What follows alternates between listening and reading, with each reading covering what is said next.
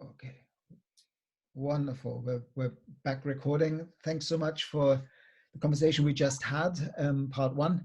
And now we're taking a little bit of a deep dive into some of the things that I learned from you, and also would love to have your reflections on in terms of my own learning. And I came a couple of years ago when I was writing my book, Designing Regenerative Cultures, I came across the work of a biologist and systems theorist called John Steward. And he described evolution in a way that I'd not heard it described before, but it really made a lot of sense to me. He said that the general process of evolution is a process of diversification and then subsequent integration of that diversity at higher levels of complexity.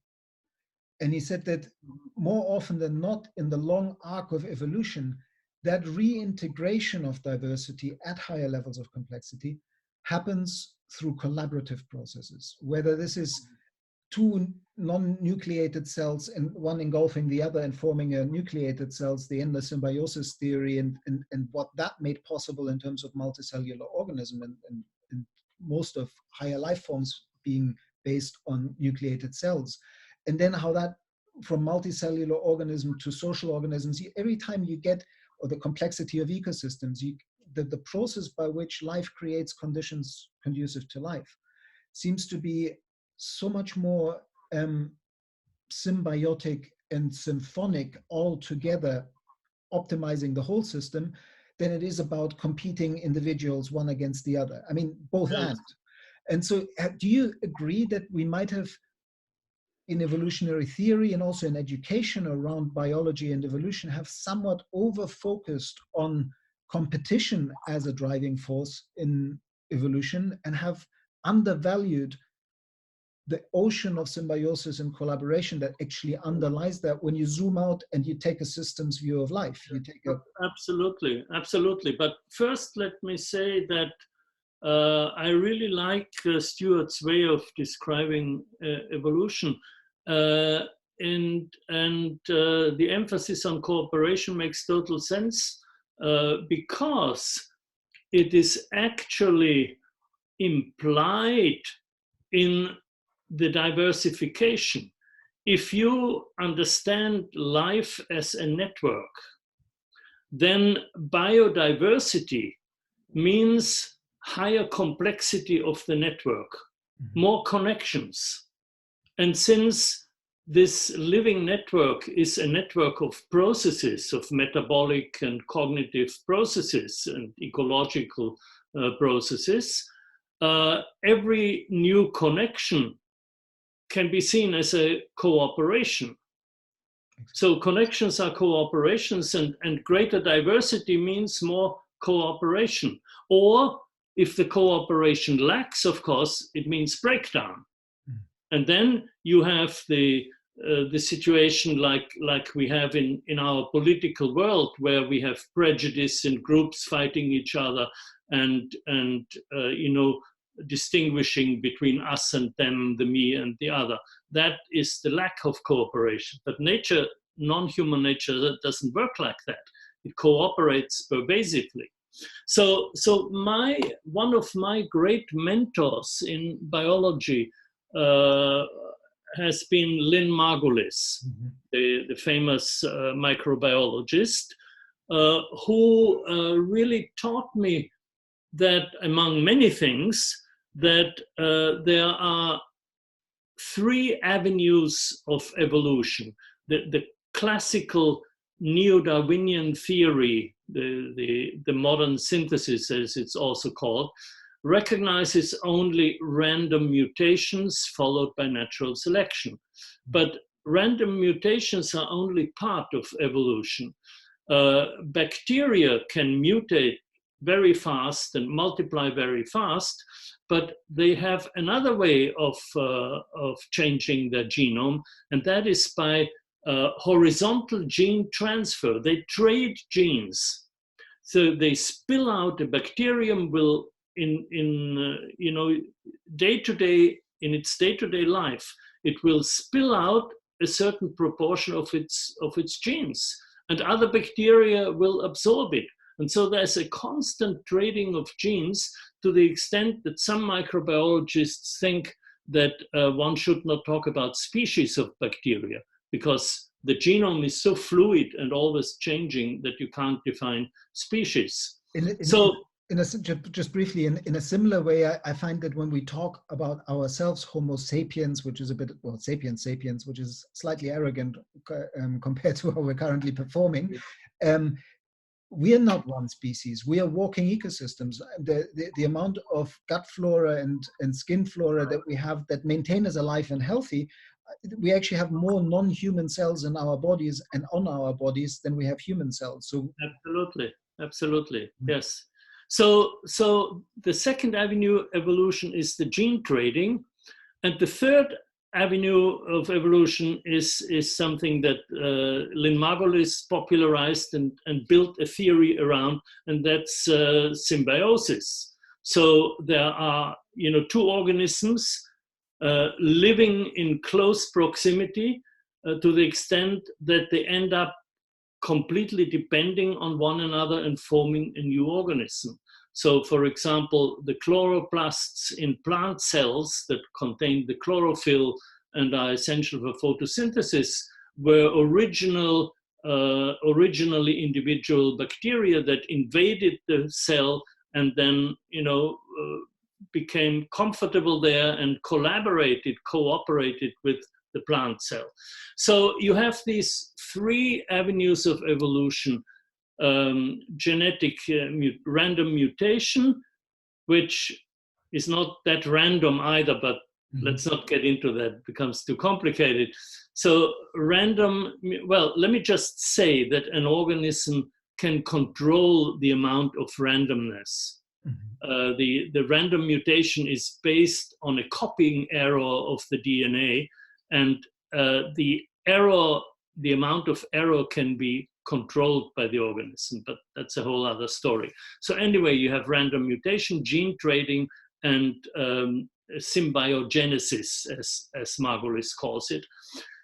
Now, what happens then is you have a new genome, and that new genome has to be integrated into its environment, into its cellular environment, into its tissue environment, and into the larger environment.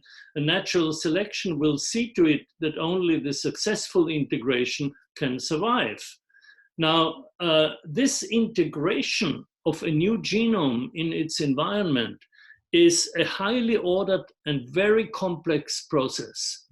I remember spending hours with Lynn one evening at the Cortona school that Pierluigi Luisi organized late at night, where she explained to me how genomes are integrated in the environment. And, my head began to swim. It's very, very complex. So evolution has random elements, but overall, it is an ordered process. It is a complex process. It is a cooperative process. And as we have come to understand, it is a cognitive process because according to the so-called Santiago theory of cognition, about which I've written a lot, the very essential dynamics of self-organization is cognitive. So that's a very different view of evolution from the sort of lottery point of view of neo-Darwinism. Yeah, and you just gave me the key for the next question, because I remember you, and I'm going to paraphrase because I don't know the exact quote, but I remember you saying something, I think it was even in the Turning Point, which was that if you follow the converging crises that we see around the planet at the moment, the ecological crisis, now you could say the ecological and the climate crisis, the social crisis and social breakdown, and the ever faster cycles of economic crisis, if you follow all these rivers upstream, you come to one single source, which is a crisis of perception or a crisis of consciousness.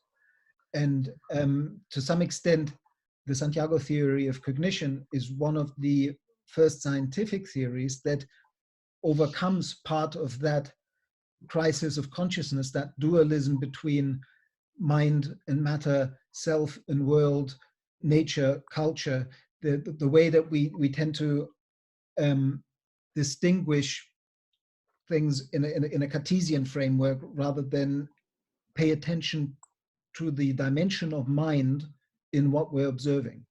Yeah, I did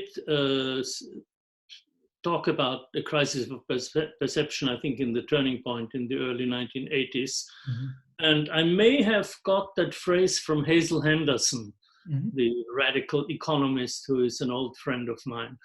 So what we're talking about here is a very profound change of worldview that has been happening over the last half century and longer, a change of paradigms, essentially from seeing the world as a machine to understanding it as a network. And a network, of course, is a pattern of relationships, and therefore, in order to understand networks, we need to understand patterns and relationships, and that's what systems thinking is all about. And that's why I call the new paradigm a systemic or systems view of the world. And so this has a profound effect on all our activities and endeavors, professionally and personally, because what we're dealing with in our personal and professional lives is usually living systems, whether we talk about the economy or education or healthcare or management, all that has to do with life. And so the profound change from seeing life as a clockwork, as a machine, to understanding it as a network of processes and as a cognitive network. And this is now what the Santiago theory developed by Umberto Maturana and Francisco Varela at the University of Santiago in Chile. What this theory says is that the dynamics of organization, of self-organization of living organisms or any living systems is essentially a cognitive process. This is a great expansion of the view of cognition. Cognition is the self-organizing activity of living systems. So when an organism perceives something, that stimulus or that disturbance, as Maturana calls it, will enter the organism, and the organism will respond to it with certain structural changes according to its nature. Mm-hmm. The environment triggers the response, triggers the structural changes, but doesn't determine them. And the organism actually selects what to notice and what not to notice. I mean, if I understand them correctly, it's almost, because we talked earlier about the kind of parallels of the wisdom traditions to science.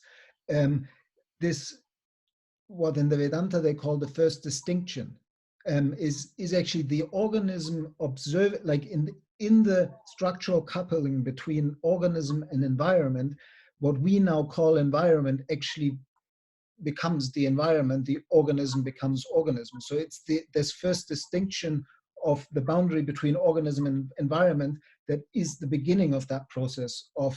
That's right, yes.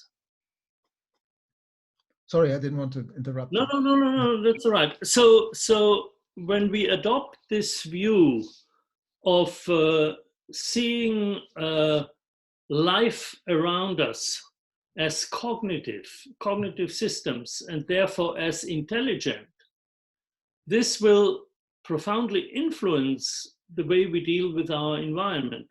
If the environment really were a machine, then the best way to deal with it would be to control it.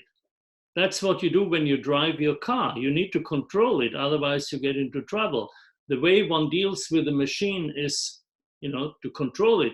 But if the environment is a living system, a living being, an intelligent being, then the best way to deal with it is not via domination and control, but via dialogue and cooperation and partnership. And there's so much we can learn from nature.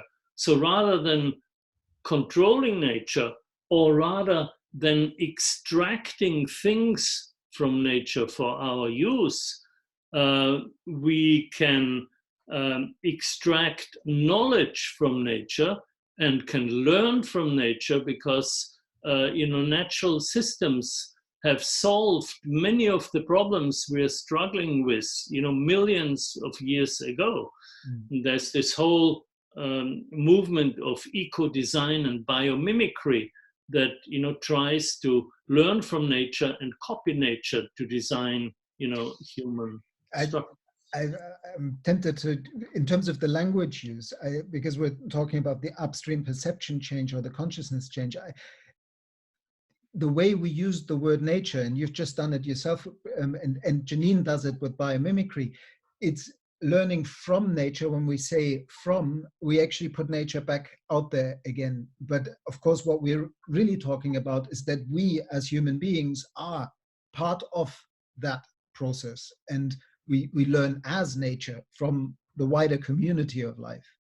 Yeah, that's right. But of course, when you interact with somebody, there are connections, but there are also differences. I learn from you and you learn from me, and we both learn from nature. Yeah, as the wider context. And for me, so much about, to some extent, the Santiago theory also speaks to what is life. But in the work that I do with bringing in this concept of regeneration as life as a regenerative community, to understand how life, we were talking about it earlier, these patterns of complexification also then in local pockets need breakdown of ossified structures that no longer serve in order to unleash the possibility for new connections. And in your book, The Systems View of Life, you have two subchapters. One of them asks the question, what is life? And then you also ask the question, what is death? And I think that the second part, we often culturally are tabooing death as something negative, but in many ways, Goethe, more than 200 years ago, said that death is life's ingenious way to create plenty of life.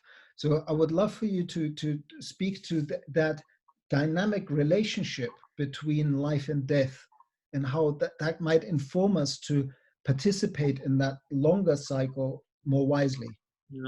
Yeah, I didn't know this saying of Goethe. That's very beautiful. And so, of course, the central question that I've been exploring for the last 30 years is the question, what is life? The age-old question, what is life? And so when you go around to biology departments and ask the professors there, what's your definition of life? Then they tend to focus on the structures of living systems. So they might say, well, the essential difference between a rock and a plant is the fact that a plant is made of cells. All living systems are either individual cells or made of cells.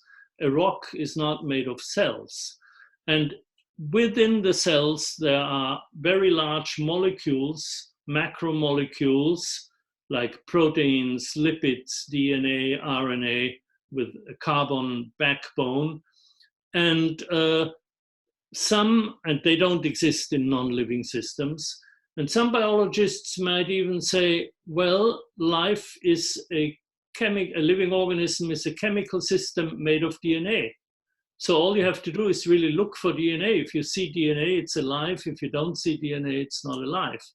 Well, this sounds very simple, but it is flawed, because dead organisms also contain DNA. When an organism dies, the DNA doesn't disappear. It's just a molecule and it stays there. So the difference between a living and a dead organism, or a living and a non-living organism, is the process of life, is what poets and philosophers for ages have called the breath of life. And in modern scientific language, the breath of life is called metabolism. And this is something I learned also from Lynn Margulis. She defines metabolism as a constant flow of energy and matter through a network of processes, of chemical reactions in a cell, for example, which allows the organism to continually regenerate itself, repair itself, and perpetuate itself. So in this definition of metabolism, there are two aspects, the flow aspect and the network aspect. Mm-hmm. And my synthesis of this whole systems view of life is essentially a synthesis between the flow aspect and the network aspect. So the flow aspect was researched and developed by Ilya Prigogine in his concept of dissipative structures, of systems being continuously far from equilibrium, subject to constant flows of energy and matter. And then the network aspect was developed by Maturana and Varela, who discovered that the key characteristic of these living networks is that they are self-generating, self-producing, self-making. And they coined a Greek term which literally means self-making, and that's autopoiesis. So these autopoietic networks continually regenerate themselves, replace their structures, transform their structures, and regenerate themselves. And you must like that very much, because you have written this book about regenerative cultures, and regeneration is a term that has become very popular lately, thanks partly to your work. And so we can say that if you really understand the systemic nature of life in terms of autopoiesis, that a living system is a regenerative system. That's the very definition of life. Yeah, I like it. Life as a planetary process is a regenerative community. And when you were saying Prigogine, I was reminded suddenly that when I first had a conversation with Jim Lovelock at Schumacher College about that first moment when he kind of got struck with the first vision of Gaia as a planetary process. He was actually working on helping to design new instruments for detecting life on Mars. He was at the Jet Propulsion Laboratories at the time. And in the office next to him, new data came in from radio spectrometry or something of the atmospheric compositions of all the other planets. And in his tea break, he just looked at his colleague's data set, and he noticed something that really struck him, which was that on all the other planets in our solar system, there is a chemical equilibrium, meaning that all the reactions that can happen have already happened, and the gases are in compositions that have balanced each other out. And then if you look at Gaia, there's a stark disequilibrium that makes life possible. And he at that moment, he basically almost got himself out of a job by basically saying, we don't need to design more instruments, we don't need to send anybody up. So I can tell you that there isn't any life there, because the process of life is what creates the disequilibrium.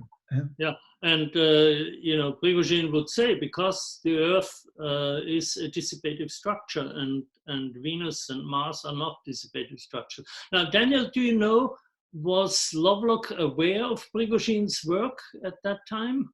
I actually don't know. But in terms of the historics, do you know when Prigogine did his work? Because this insight is in the 1960s.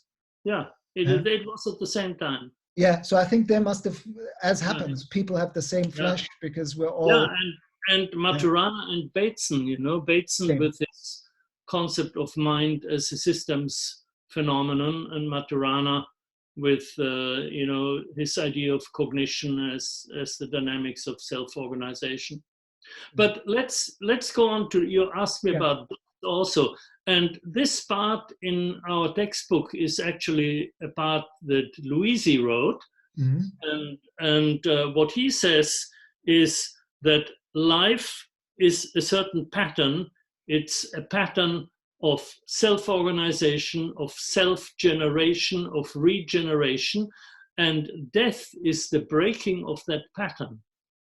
And that pattern may break all of a sudden when, you know, somebody has a car accident and dies on the spot, or a stroke, or a heart attack, or what is much more common, the pattern may break slowly, and that's the process of aging. You know, certain connections no longer work, or, you know, I know from my experience as I'm getting older, my hearing is not what it used to be. You know, my attention span is not what it used to be. Of course, we wear glasses, you know, I take naps in the afternoon. I don't have to. I can survive without a nap in the afternoon, but I really like it. And I highly recommend it. It's my grandmother's recipe for success, and she turned 103. Yeah. Yeah. So the slow breaking of this pattern of connections is what aging is, and eventually resulting in death. And at the end of your book, like if you, because before we go there, I wanted to pick up on that dimension of breakdown or periodic disturbance in the, like if we zoom out from the kind of individual focus on life, and we really look at life as a systemic phenomenon across ecosystems that maintain planetary health and the conditions conducive to life, for life on the planet. I sense that there's a lot of discussion at the moment about, are we in collapse, and is it already too late? And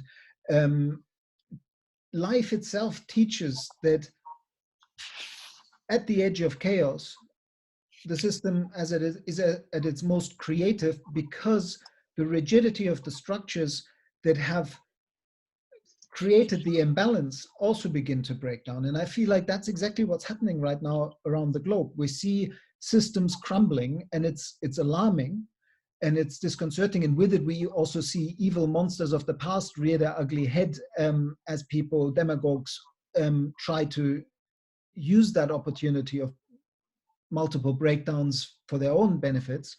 But ultimately, the positive take on that would be that these breakdowns are actually part of the systemic transformation that is now really underway, and that actually is part of life's pattern. Do you resonate with that reading? No, absolutely, because something we haven't talked about yet is the process of emergence, which is a key characteristic of life in the systems view of life.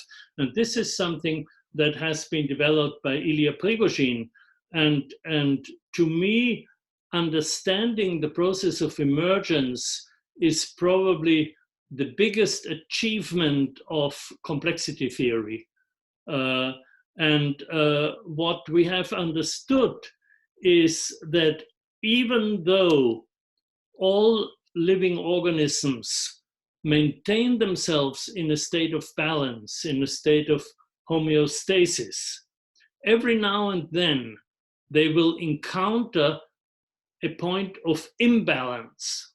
And at that point of imbalance, and Prigogine described this dynamic, there is a disturbance either from the environment or from the inner workings of the organism, and that disturbance gets sent around feedback loops and goes around and around and gets amplified. As you know, there are two kinds of feedback: self-balancing feedback and self-amplifying feedback. So it gets amplified and amplified until the system as a whole reaches a state of crisis, a state of imbalance, technically known as bifurcation point, and it can then go in different directions. It will either break down or more frequently will break through to a new state of order. And this is what we're experiencing now in the world at large. There is imbalance, there is crisis, there is emergency, and hopefully we will be able to break through to a new state of higher order. Yeah, no, that's exactly where I feel we're at, and the jury is still out whether we're going to make it. But Daniel, I want to come back to life and death and that beautiful quotation from Goethe that you mentioned. I'll send you the link. And that is totally borne out by science, because when you think of living systems as constantly renewing themselves, and when you think of this constant regeneration as the very essence of life, and apply this, say, to a human organism, then we know that we constantly renew and recycle our cells, very rapidly, in fact. So the stomach lining, for instance, changes completely within 24 hours or something like this. And other tissues have a rapid turnover of cells. So this constant self-renewal is the very essence of life. Well, if you look at it from the point of view of the cell, it's a cycle of life and death. So what is life and death at one level is the very essence of life at the higher level. And that's a very deep insight. And I think this is what Goethe, who had many deep insights, meant in this. Yeah, this quotation comes from Goethe's aphorisms on nature, which is something that he wrote relatively late in life, where he really, in an essence, picked up some of his learnings. And it was actually Aldous Huxley's father or grandfather, when he got the opportunity to write the foreword for the first edition of Nature. He got 2 pages, and he quoted Goethe for almost half or more than half of his 2 pages, saying something along the lines of long after the intellectual pursuits of the people that were published in this journal will be forgotten, the vision of the poet will remain. And then he basically copies a section of Goethe's aphorisms on nature. I'll send them to you. They're pure genius. Oh, great. Thank you. So I think what I'm going to do is I'm actually going to stop the recording again here, and then we'll do a third one if you still feel up for it. Okay. Because it's been quite a long section. Okay, so in the break now,